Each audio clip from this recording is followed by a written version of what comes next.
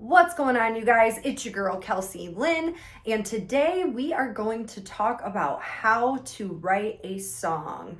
Now, I know there's a lot of folks out there that are passionate about music, really kind of want to get into songwriting or being a recording artist, and I am here to help you with that. So if you're anything like me, when I first started writing songs, I wasn't really sure like where to even start. I had written poetry, I had some ideas in mind, but I wasn't really sure how to construct a song, how to do like the layering with, like how Mariah Carey will sing a main vocal and then she'll have her harmonies and then she'll have her like little ad libs and she'll do her belting and whatnot.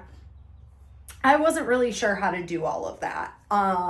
So whether you're a rapper, a singer, no matter what genre you do, this will be helpful for you simply because of the fact that some of us, like I said, don't even know where to start. So let's get into it. Today, we are going to be using my song Last Time, produced by Shamu the Panda of Drum Dummy.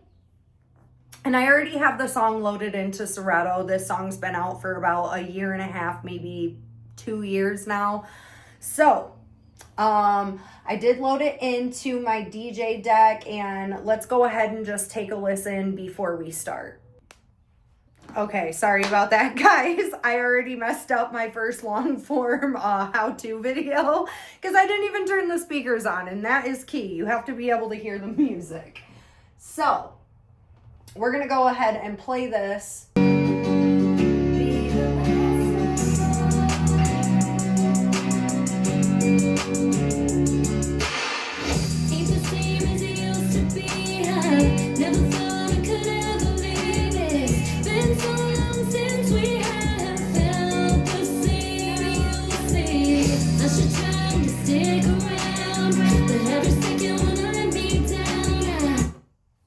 Okay, so that is the beginning of the song. Now, I wanted to give you guys just a little glimpse of what the song was going to be about, XYZ. So when you are writing a song, most of the time, it is based off of something that you're feeling. At least the good songs are. When you try to force writing a song, it usually doesn't turn out that well, and I can say that from experience.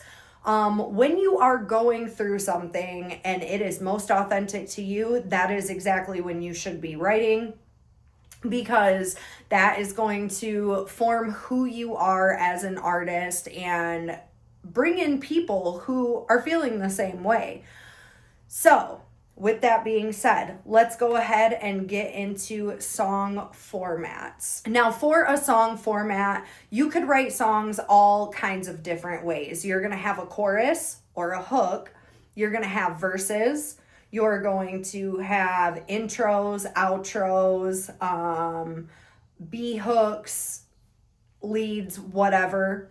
And it doesn't really matter specifically how you want to construct your song. So typically for me, I end up either doing chorus, verse,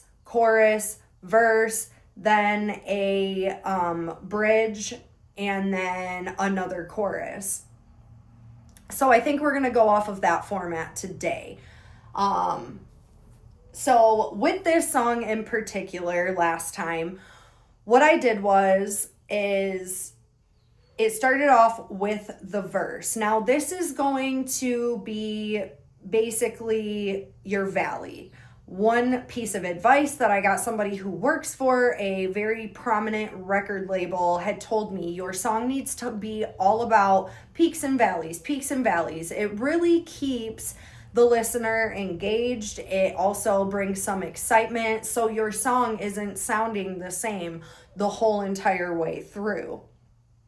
I don't know if you guys have ever heard a song where it's just like same melody, same tempo. It's just very repetitive the whole way through. The chorus is a lot like the verse.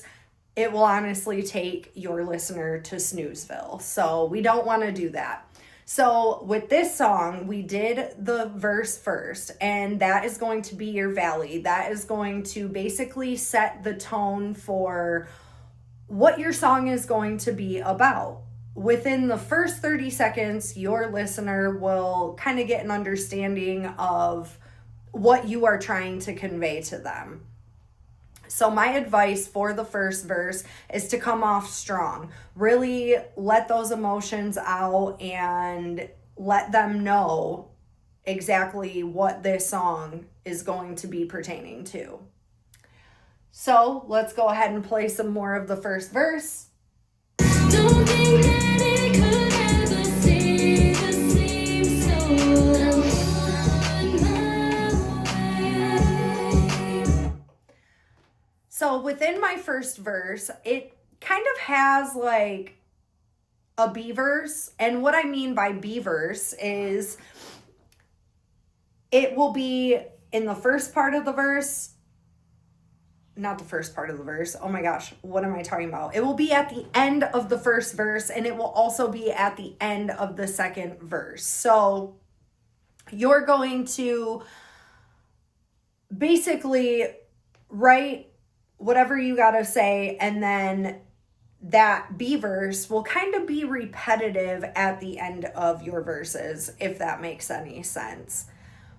So now that we have verse 1 covered, I let them know ain't the same as it used to be. I never thought I could ever leave. It's been so long since we have felt the same. So you can kind of get an idea that this song is going to be about a relationship.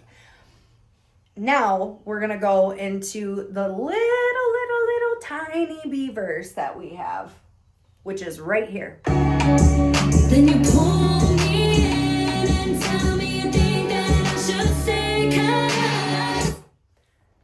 All right. So verses are typically 16 bars.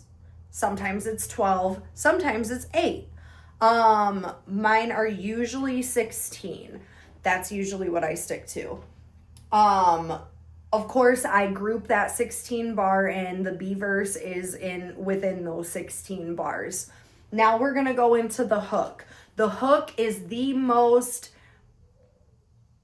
well, I don't want to take away from the verses, but the hook is extremely, extremely important, guys. It is the basis of the whole song. It is the whole entire concept. So you really want to make sure that you have a really, really, really great chorus. Now, I've heard choruses where, it was very repetitive, but it was very exciting, I have a song called Pipe Down. You don't want to talk about it. You better pipe down. You won't say my name. That ain't safe. You better pipe down. You ain't really about it. Take a seat. You better pipe down. Pipe down. Pipe down. You can do that. Typically, a lot of rappers end up doing something like this. But if you are a singer, there's so many different ways that you can go with it. But one thing is for sure that you have to keep in mind is that the chorus is it is the most important part of the song. It's gonna really, really, really pop, and it's really got to basically it just really has to be good because of the fact that a lot of you guys are going to be promoting this song, which is extremely important. And a lot of the times artists, we end up promoting the hook specifically. So you want to make sure that hook is just gravitating people in. Let's go ahead and take a listen. You say you wanna make it right. Come inside, baby, turn down those lights. You know every little word keep me hanging on. Put it on me soft and sweet, knowing everything that you do to me. So for now it's just tonight. Swear that this will be the last time. So as you guys can see, song title name is in the hook. You do the chorus, hook, chorus, same thing. So, as you guys can see, a lot of the times, a lot of artists will, base their song name off of what is in the hook, which was why I said it's really important that the chorus is it's very strong. I have also seen people like Tekashi 69, he'll name his song something completely different than what the song is even about. He can do that because he's Tekashi 69. However, if you are just now starting off, I highly suggest letting that hook, making sure that the title of the song is also within the hook. That way, when people hear this song, they are going to kind of go based upon that on how they're going to research you. If they're not sure what the song name is called, let's say you didn't specify, hey, this is my new song, XYZ, they're going to hear XYZ in that hook, and that's what they're going to go look up. So now we are going to move over onto verse 2. And as I said within the first verse, there is going to be a little B verse section in the second verse. So this is the second verse. Let's go ahead and take a listen. Maybe I should have thought this over. Hoping that I could get some closure. Tomorrow comes and you'll be on your own. Now make sure that your second verse also ties in with what you are talking about within the first verse and the chorus. And I know to some people it's like, well, duh, Kelsey, of course, like you have to stay on subject, believe it or not. There are a lot of artists that don't do this. The second verse, it's almost like they ran out of ideas on what to talk about. So they're just talking about anything. You have to make sure that you stay on track and have that second verse relate to everything that you just said. In the beginning of the second verse, you can go ahead and keep talking more about the situation that you're in or how you're feeling. And then we are going to lead into the B verse that is within the second verse. Now, this is the little B verse that I'm talking about that is kind of repetitive. Well, it's not kind of repetitive. It is repetitive. This is going to be your little B verse. Take a listen.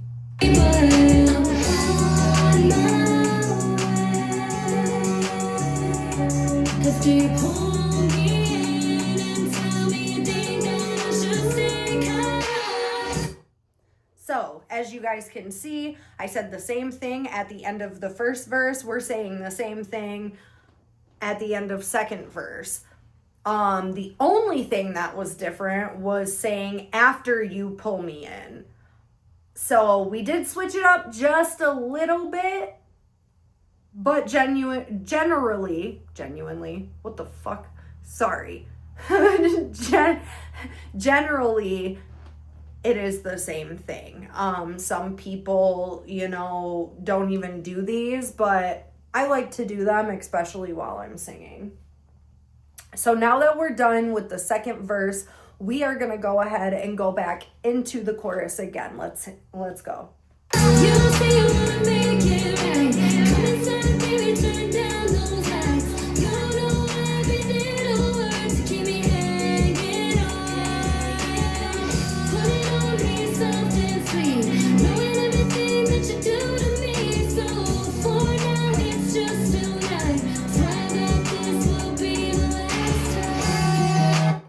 So, see where we're going with this? You guys see the pattern? Verse, little tiny B verse, chorus, second verse, little tiny B verse, and then we went back into the chorus again. Now, what's gonna come up next is called a bridge, okay? A lot of singers do this.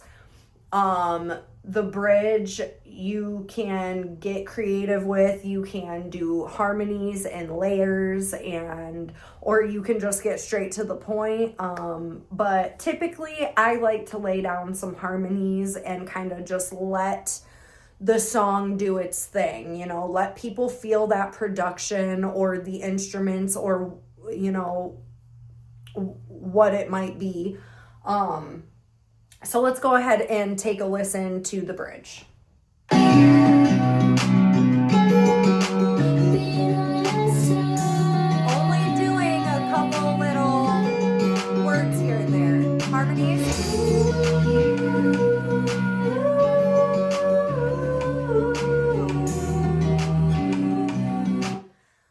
My suggestion to you, if you are doing a bridge, at the end of the bridge, really build that song up. Really belt whatever vocals you got. Really make it just have that oomph. You will see what I'm saying right here.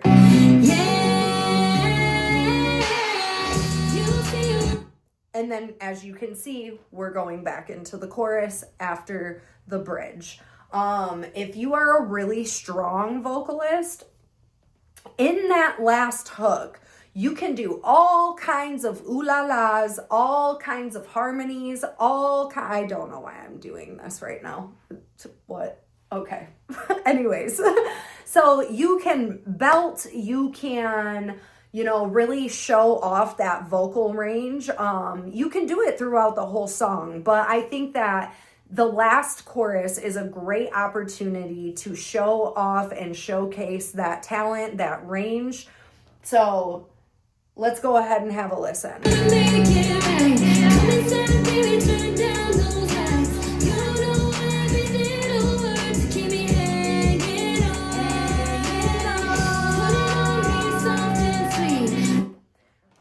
Hook, this last chorus, I wanted to keep things a little bit simpler, but in other songs I have really belted out and showcased what I got.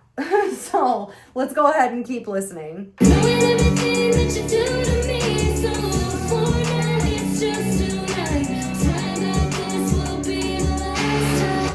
Now this is the outro. So things get a lot more mellow, and if you have a good engineer, they'll kind of help you out with this and, let them have their creative control. But here, I'll have you guys take a listen to kind of see what I mean.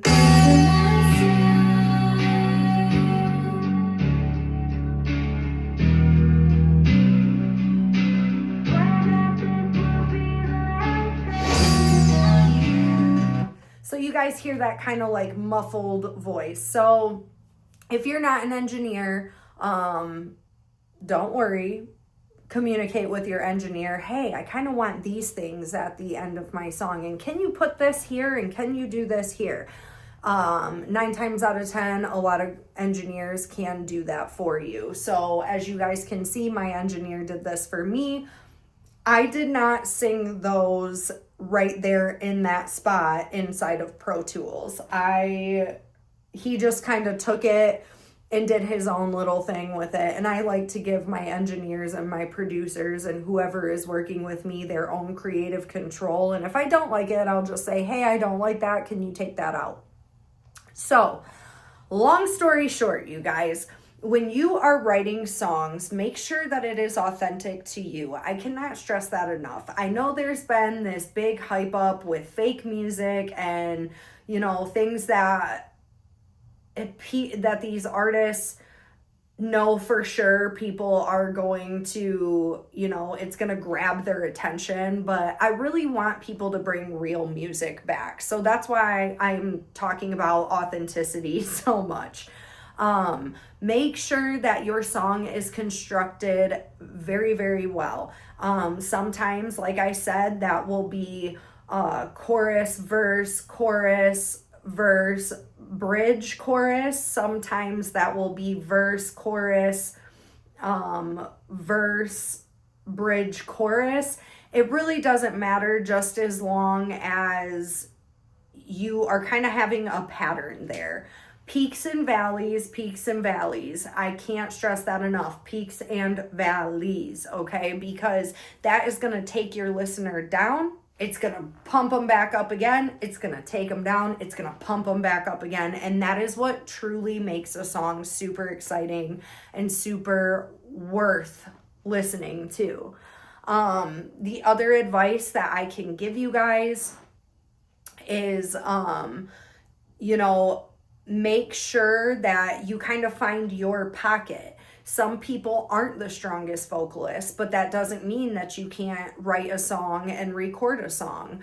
Find your pocket and find what is comfortable for you, because when music is forced, it ends up not being that great. So that's what I have for you guys today. I hope everybody got something out of this video. If you have another request of what you guys, want to know about being a performer, being a recording artist, songwriting, the music business, please go ahead and comment below. Don't forget to like, share, and subscribe. I really appreciate you guys so much, and I hope everybody has a great day. It's your girl, Kelsey Lynn.